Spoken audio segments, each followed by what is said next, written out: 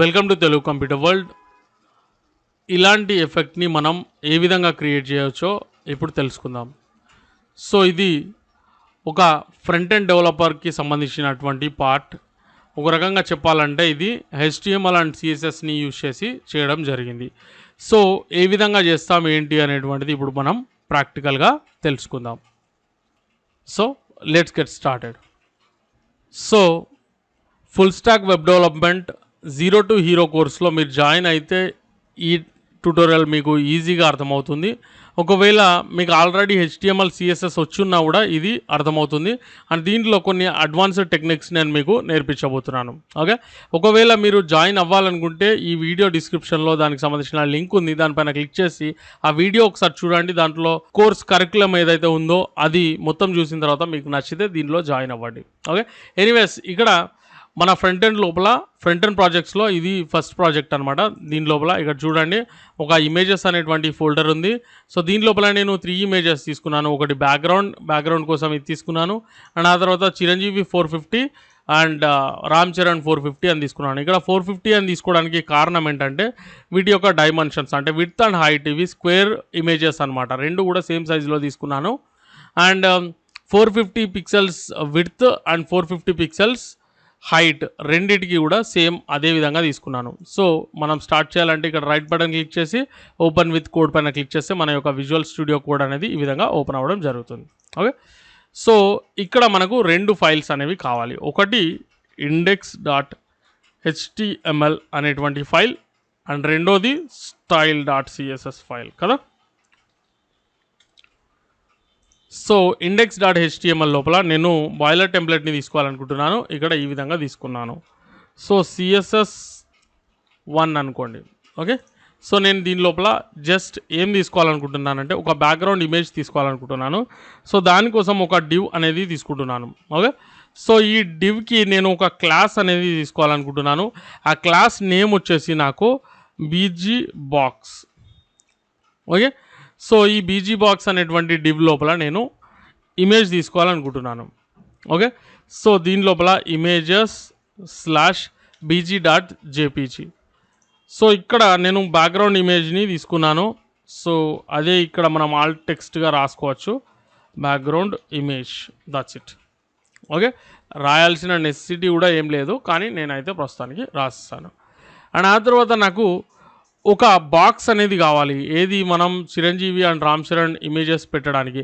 And ఆ images కూడా నేను ఇక్కడలాగా ఈ విధంగా తీసుకోను, నేను CSSలో బ్యాక్గ్రౌండ్ ఇమేజ్ లాగా తీసుకుంటాను. ఓకే, సో అదంతా మనం ఆల్రెడీ మీరు ఒకవేళ ఫుల్ స్టాక్ వెబ్ డెవలప్మెంట్ కోర్సులో జాయిన్ అయిన వారైతే ఎలా చేయొచ్చు అనేది ఆల్రెడీ మీరు నేర్చుకునే ఉండొచ్చు. ఒకవేళ మీరు జాయిన్ అవ్వకపోతే కనుక మీకు అది అర్థం అవ్వడం కొంచెం కష్టంగా ఉంటుంది. కానీ ఈ ట్యూటోరియల్ని స్టెప్ బై స్టెప్ ఫాలో అవ్వండి, మీకు అన్ని విషయాలు అర్థమవుతుంది. ఓకే, సో ఆ తర్వాత ఇప్పుడు నేను ఆ బాక్స్ కోసం ఒక ఎంప్టీ div తీసుకుంటున్నాను. దీనికి క్లాస్ మాత్రం నేను బాక్స్ అని తీసుకుంటున్నాను. That's it, only empty div. Okay, so మిగిలిన పని మొత్తం మనకు CSSలో ఉంటుంది. సో CSSని లింక్ చేయడానికి నేను లింక్ అనేటువంటిది తీసుకుంటున్నాను. So style.css. దట్స్ ఇట్ కదా. సో దీన్ని లైవ్ సర్వర్లో లాంచ్ చేద్దాం. Open with live server. Okay, వచ్చేసింది. సో CSS ఫైల్ని ఓపెన్ చేశాను. ఇక్కడ చూడండి ఇది ఏ విధంగా ఉంది, ఈ విధంగా ఉంది. ఒకసారి ఈ విధంగా చేసి కూడా చూపిస్తున్నాను. ఈ విధంగా ఉంది మనకి. అయితే మనకు ఇలా ఉండకూడదు. సో దానికి సంబంధించిన మార్పులు మనం చేసుకుంటూ వెళ్ళిపోదాం. ఇక్కడ చూడండి సమ్ మార్జిన్ అనేది ఉంది. ఆ మార్జిన్ని రిమూవ్ చేయడానికి నేను బాడీ అనేది సెలెక్ట్ చేసుకొని ఇక్కడ నుంచి నేను ఏం చేస్తున్నాను అంటే మార్జిన్ అనేటువంటిది తీసేస్తున్నాను. మార్జిన్ 0 చేస్తాను. చూడండి వెంటనే వెళ్ళిపోయింది కూడా. సో ఆ తర్వాత ఇప్పుడు నేను ఈ యొక్క bgbox క్లాస్ని సెలెక్ట్ చేస్తాను. క్లాస్ని సెలెక్ట్ చేయడానికి డాట్తో చేస్తూ ఉంటాం మనం కదా. సో .bgbox అనేది తీసుకున్న తర్వాత ఇక్కడ చూడండి మార్జిన్ అనేటువంటిది 0 చేసేస్తాను నేను ఫస్ట్. ఓకే, సో ఎలాంటి మార్జిన్స్ అనేవి దీనికి ఉండకూడదు. అఫ్కోర్స్ ఇక్కడ మార్జిన్ ఉన్నట్టు కనిపించట్లేదు, అయినా కూడా మనం టు మేక్ ష్యూర్ మనం మార్జిన్ 0 చేసేస్తుంటాం. సో ఇక్కడ నేను ఈ స్క్రోల్ని తీసేయాలనుకుంటే స్క్రోల్ బార్స్ ఉన్నవి కదా. సో ఫస్ట్ హారిజంటల్ స్క్రోల్ బార్ని మనం తీసేయాలంటే ఒక టెక్నిక్ ఉంది మనకి.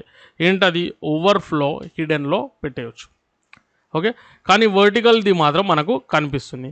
సో సర్టెన్ హైట్ అనేది మనం తీసుకుంటే అప్పుడు అది కనిపించకుండా చేయవచ్చు.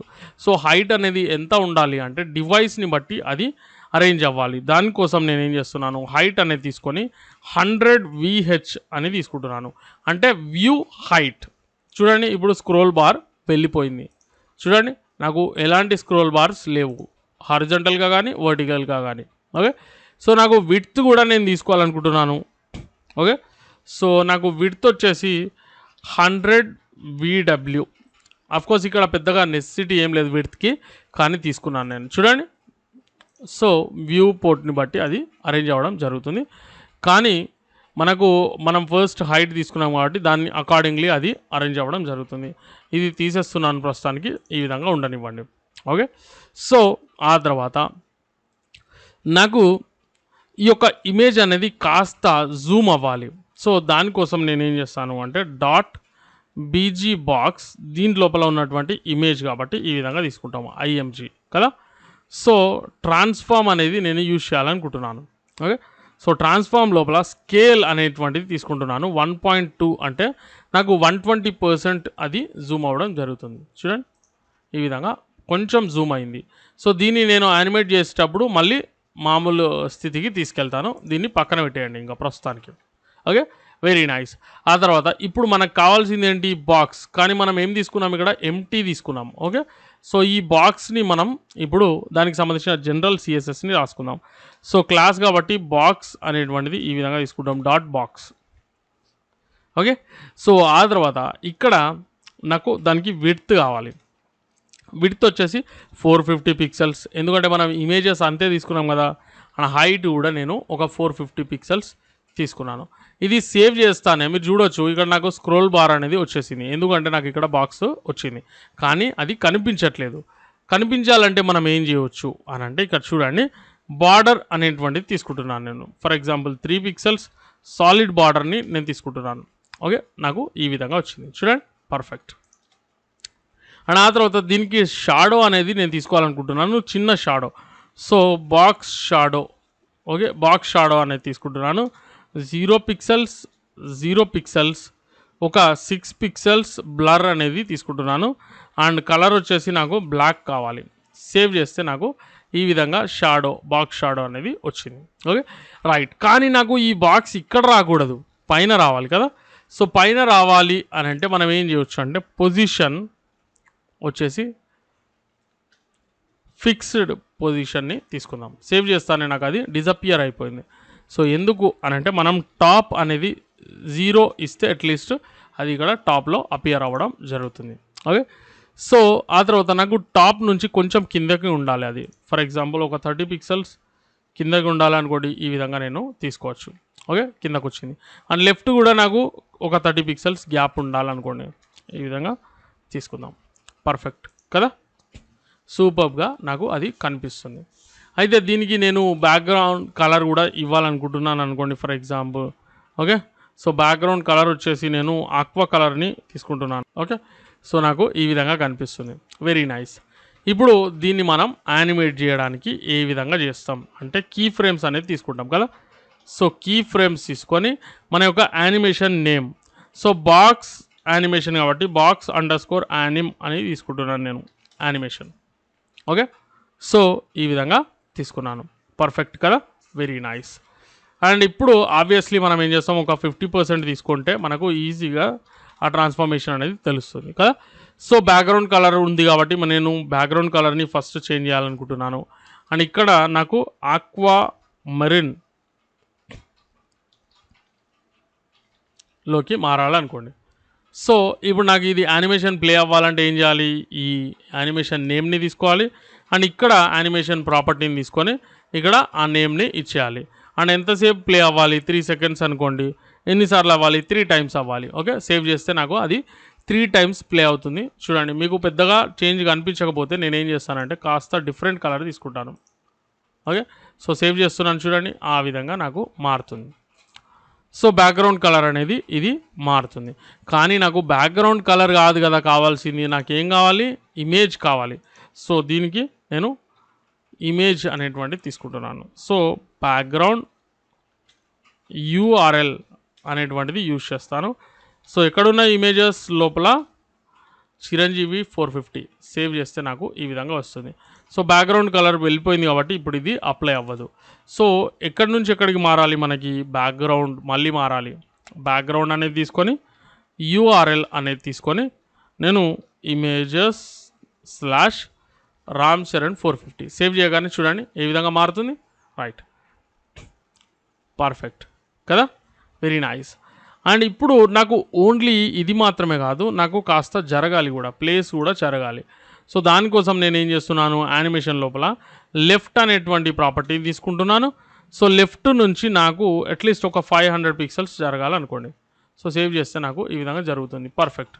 కాకపోతే ఇక్కడ వచ్చేటువంటి సమస్య ఏంటంటే ఇక్కడ చూడండి మనకి ఈ విధంగా జరుగుతుంది. ఇప్పుడు మ్యాక్సిమైజ్ చేస్తున్నాను చూడండి. సో ఈ విధంగా ఇక్కడ వరకే వస్తుంది. ఓకే, 3 టైమ్స్ వచ్చి వెళ్ళిపోతుంది. ఇది ఈ ఇన్ఫినిటీ చేసేస్తున్నాను చూడండి. ఓకే, సో ఇది ఇక్కడ వరకు వస్తుంది, వెళ్ళిపోతుంది. నాకు నేను ఇంతకుముందు చూసినప్పుడు ఇది దాదాపు చివరి దాకా వచ్చినట్టు అనిపించింది, ఎందుకంటే వ్యూ సైజ్ ఇంతే ఉంది కాబట్టి. కానీ అది వ్యూ సైజ్ పెద్దగా ఉన్నప్పుడు అది ఇక్కడ వరకే వస్తుంది. సో నాకు ఈ విధంగా జరగకూడదు. ఇక్కడ ఒక టెక్నిక్ నేర్పిస్తాను చూడండి మీకు. సో ఇక్కడ లెఫ్ట్కి ఎంత జరగాలంటే వ్యూ సైజ్ ఎంత ఉంటుందో అంత జరగాలనుకోండి ఫర్ ఎగ్జాంపుల్. సో అప్పుడు ఏం చేస్తాం, 100 VW అనేది తీసుకుంటాం. ఓకే, సేవ్ చేస్తే ఇది బయటకు వెళ్ళి వచ్చేస్తుంది మళ్ళీ చూడండి. సో ఇక్కడ వరకు వెళ్తుంది కానీ బయటకు వెళ్ళిపోతుంది. సో బయటకి వెళ్ళిపోకూడదు. అప్పుడు మనం ఏం చేయవచ్చు అంటే ఒక చిన్న క్యాలిక్యులేషన్ ఇక్కడ రాసుకోవచ్చు మనం. సో దానికోసం క్యాల్క్ అనేటువంటిది తీసుకుంటాం. ఓకే, సో 100 VW అంటే విడ్త్ లోపల నుంచి 450 పిక్సెల్స్ తీసేయాలి, అంటే దీని యొక్క విడ్త్. ఇప్పుడు సేవ్ చేస్తున్నాను చూడండి, నాకు ఎగ్జాక్ట్గా వస్తుంది. కానీ ఒక విషయం మీరు గమనిస్తే ఇది ఎడ్జ్ని టచ్ చేసి వస్తుంది. నాకు అలా జరగకూడదు, ఎందుకంటే లెఫ్ట్ సైడ్కి నాకు ఎడ్జ్ని టచ్ చేస్తుందా, చేయట్లేదు. ఎందుకు, మనం లెఫ్ట్కి 30 పిక్సెల్స్ ఇచ్చాము. ఇక్కడ మీరు చూడొచ్చు 30 పిక్సెల్స్ ఇచ్చాం. మరి ఈ 30 పిక్సెల్స్ ఇక్కడ నుంచి కూడా నాకు ముందే రావాలి. సో దానికోసం నేను దీంట్లో నుంచి మరొక 30 పిక్సెల్స్ ఈ విధంగా తీసేయచ్చు. చూడండి, ఇది ఒక వండర్ఫుల్ టెక్నిక్. చూడండి, సిఎస్ఎస్లో క్యాలిక్యులేషన్ కూడా మనం చేయొచ్చు, చూసారా. సో ఇప్పుడు ఎగ్జాక్ట్గా మనకు అంతవరకే వెళ్తుంది, అంతవరకే వస్తుంది.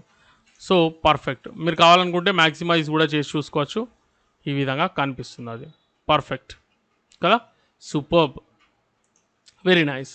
అండ్ అంతేకాకుండా నాకు ఇది కొంత స్కేల్ అనేది తగ్గాలన్నమాట నాకు, అంటే సో దానికోసం నేను ట్రాన్స్ఫార్మ్ అనేటువంటిది తీసుకొని స్కేల్ అనేటువంటిది తీసుకుంటున్నాను. సో ఇది నాకు ఒక 85%కి వెళ్ళిపోవాలి, అంటే దాదాపు ఒక 15% రెడ్యూస్ అవ్వాలి. సేవ్ చేస్తే నాకు ఈ విధంగా వస్తుంది. చూడండి, కొంచెం చిన్నగా అవుతుంది బాక్స్. పర్ఫెక్ట్ కదా. అంతేకాకుండా నేను మీకు ప్రివ్యూలో చూపించినట్టు ఇది రొటేట్ కూడా అవ్వాలి.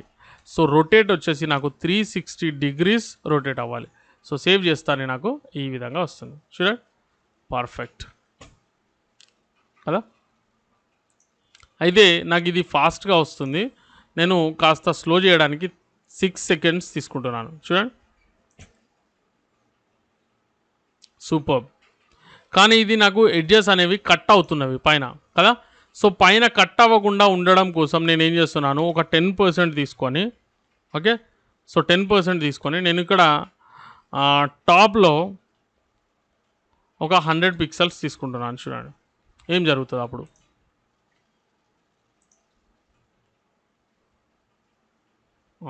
మళ్ళీ కట్ అవుతుంది అయినా కూడా కదా. సో ఒకవేళ ఒక 20%కి ఈ విధంగా చేస్తే మనకి కట్ అవుతుందా,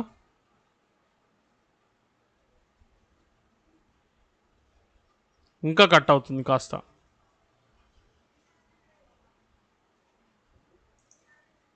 సో ఇక్కడ నేను 80%కి కూడా నేను ఇదే ఇచ్చేయాలనుకుంటున్నాను. 80% అప్పుడు కూడా నాకు టాప్ నుంచి నాకు ఏం జరగాలంటే ఒక 100 పిక్సెల్స్ ఇక్కడ ఉండాలి. సో ఇప్పుడు చూడండి ఏం జరుగుతుంది. Right, very nice.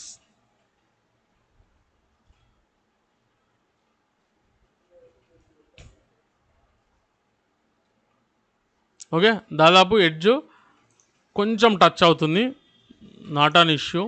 10% చేద్దాం. సో ఇప్పుడు మనకు ఆల్మోస్ట్ అది అసలు టచ్ అవ్వకుండా వెళ్ళిపోతుంది చూడండి.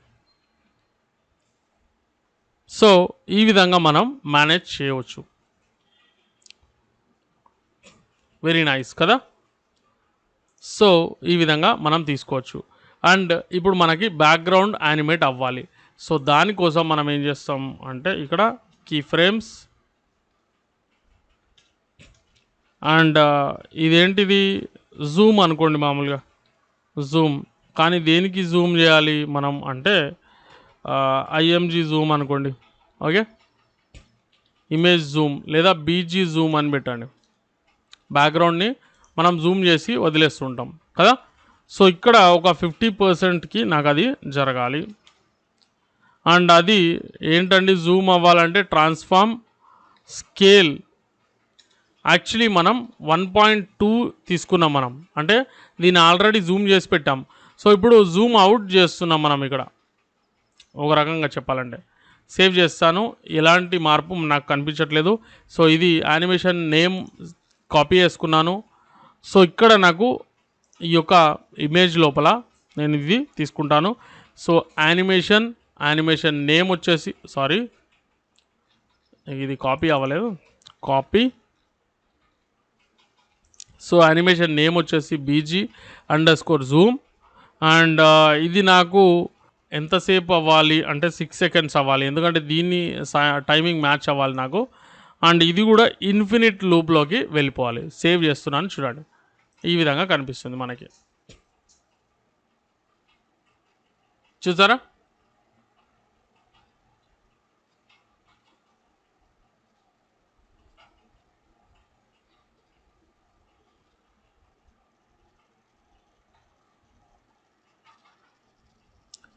సో ఇలాంటి ఎన్నో టెక్నిక్స్ మీరు నేర్చుకోవాలనుకుంటే full stack web development 0 to hero కోర్స్లో జాయిన్ అవ్వండి.